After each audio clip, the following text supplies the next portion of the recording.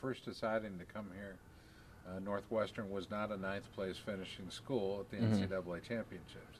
You've been a part of the evolution of the new Wildcats. Mm-hmm. Talk to us about that, because there's a certain swagger in your step these days.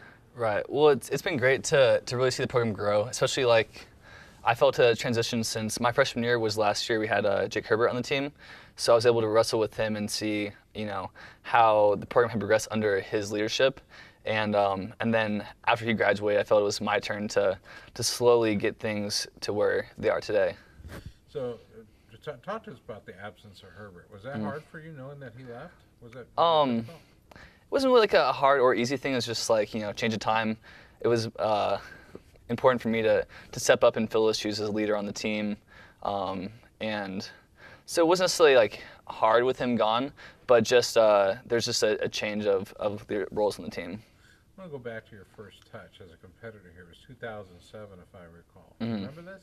Yeah, my senior year, wrestled at Midlands. It was really fun. It was a really important experience because I was able to get a feel of college athletes or college wrestlers while still in high school. So it wasn't like, made the transition for me easier into college. This being the 50th edition of that, you've had it now, what will be your fifth year, 10%. Okay. I think it's significant in a lot of ways, but you had success that first year.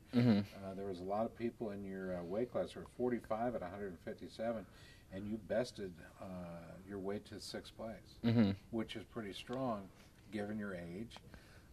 Bringing the California style to the Midwest to one of the grand tournaments of them all. Do you feel that is significant in your career as you built?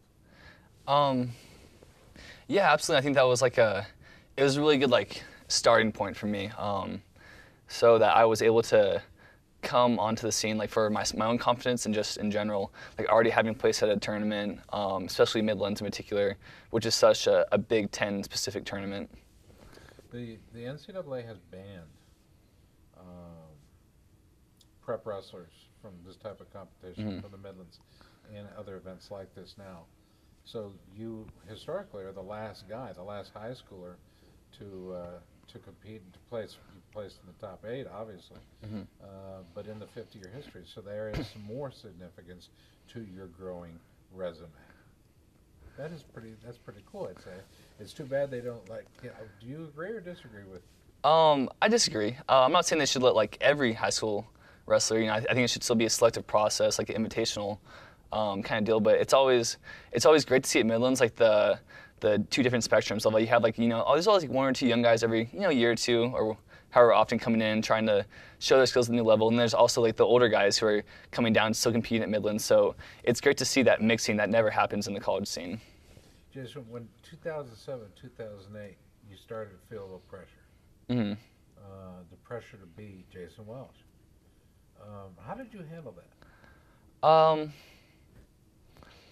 think that was one of the nice things about having Herbert around at first, because it was the spotlight was a lot on him.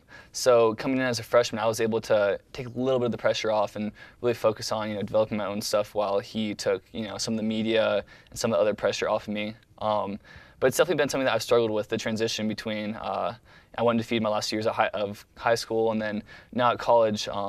It's a different level of competition.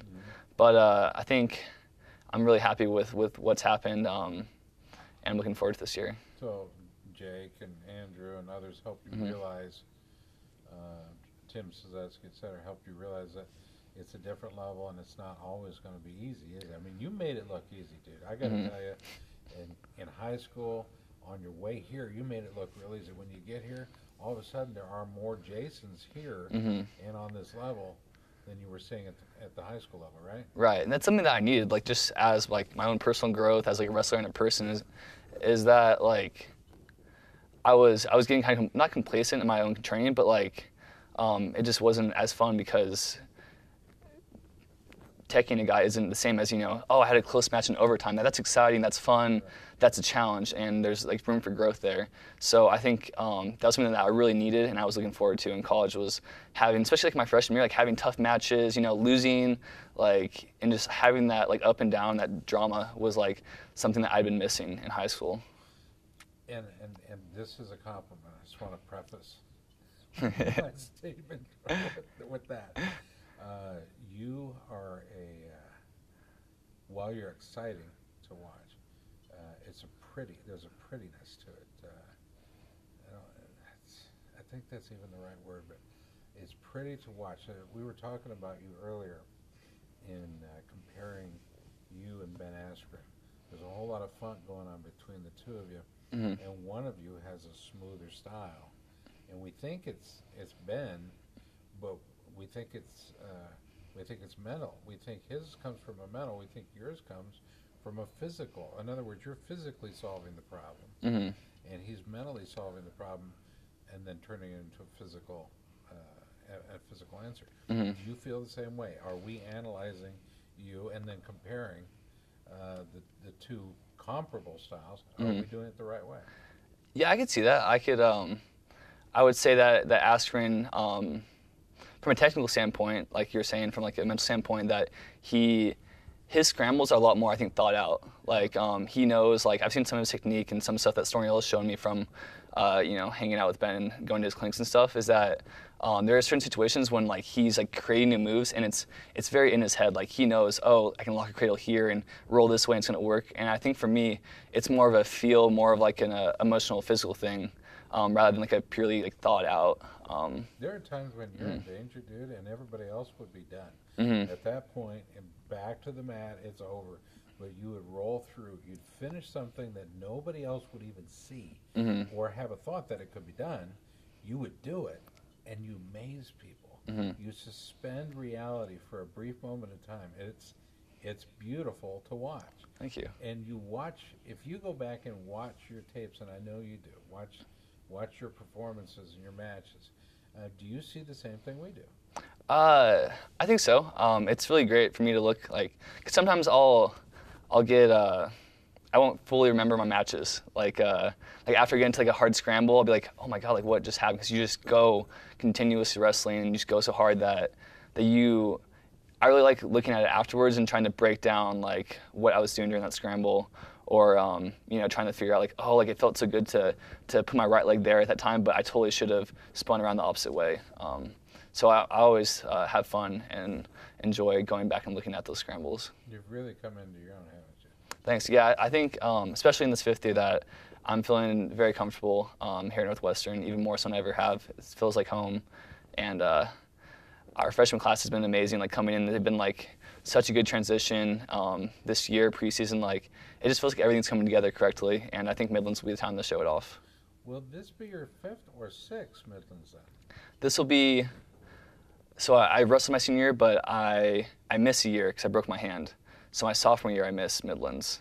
Okay. So it'd be my 5th, yeah. Okay, all right.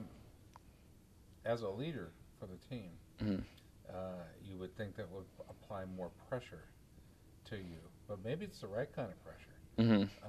Is being a leader or having a captaincy, if you will, of a team like this, specifically at Northwestern, is that healthy for you? Yeah, I think so. It's a different kind of pressure. It's more from a bottom up, like my friends and my teammates are pushing me and supporting me, rather than it coming from other sources where people are like more criticizing and looking down or judging or such things. So I think being a captain leader on a team helps at anything, and that's like a positive pressure that like makes me work harder and makes me more at ease because I know I have 23 guys behind me. You mentioned criticism. Does criticism, do you let that bother you at all? I try not to, but it must, You're human? Yeah, but I think I'm pretty good at not paying attention to things like rankings, or I don't really go on like the wrestling websites very often, or if ever. So I'm pretty good at like just focusing on my own area. The wrestling websites there's a lot about you. And yet you don't seek that out. What you're doing is living in the moment. Exactly. Okay. And you've got some great coaches to do that with, don't you? Who are you working with specifically? I've always worked a lot with Coach Periano and then Coach Stornillo when he came into the program my sophomore year. I think with Periano especially, like he's great at getting me to, on a mental aspect, to not think about like those websites and the other outside pressures. and he'll take those things in for me. Like he'll account for rankings and for scouting, and he does like those things for me and tells me what I need to hear and what I need to know, rather than having me worry about like who I'm going to wrestle next week and stuff like that. So that's tremendous help. Is he underrated? I think so. Yeah. I'm talking about Drew Periano. Yeah. Drew Periano, as a technician, we already know he's a great recruiter. But as a technician, is he underrated? Because obviously he's doing a good job with you, but is the rest of the country a little slow on the uptake here?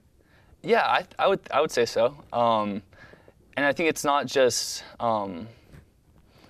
his technique, but like his style, where how he coaches, like or what he's coaching, because it's always been one of my flaws in my style when I'm trying to like entertain or do things a different way, is that I'll become like overly flustered and like try things that aren't there. So he's helped me to calm down to more of controlling those things, and that's where he has some like very basic things that are like important that like I've overlooked as a wrestler that I've changed during the past 4 years. So 50 years of an event, and you get to cap it off your senior year. You're a fifth-year senior. You're healthy. You've got nothing to prove but what you want to do. In other words, it doesn't matter what anybody else thinks. It's what you want to provide, your legacy that will remain here as a competitor on the collegiate level. Are we looking forward to seeing something perhaps beyond that? In other words, international competition, perhaps? I don't think so. Not that that I want to step away from wrestling completely. It's just that I've always really enjoyed coaching, whether it's like through clinics, through our Wildcat Club, and like other avenues. So I'm really looking forward to stepping away as a competitor and trying to bring up some kids and create some new styles in their wrestling. I've heard people describe you as a kind kid. I think so. I think that was a compliment. Yeah. I really enjoy like working with kids, like all ages. I think I want to be a teacher eventually. So. Is that kind of I mean, I see that as a running trend with Northwestern Wildcat wrestlers. They seem to be, as a group, pretty nice guys. Yeah, I would say so. I think between Drew's recruiting and our just culture, like our culture, is that we're not like very like meatheadish, or we're not brutes. Like we're all pretty like smart, pretty concerned about like academics, like caring individuals, which is almost odd for like a wrestling team who like works so hard and like we'll punch each other in the face during a practice, but like we'll walk off and be like, oh man, like I'm so sorry. Let me sew that up for you. Because it is you guys that will be the doctors and the business leaders, and hopefully, if we have our way, future head coaches of programs of their own. Can you see that happening? Yeah, I would love to be a head coach. As far as, I'm not sure if I would want to coach on a college level or like a high school level, but definitely coaching will be in my future. Will be like a huge part of my life. And as much as like I've thought about wrestling internationally after I graduate and continuing my career as a competitor, I would love to start a career as like a coach.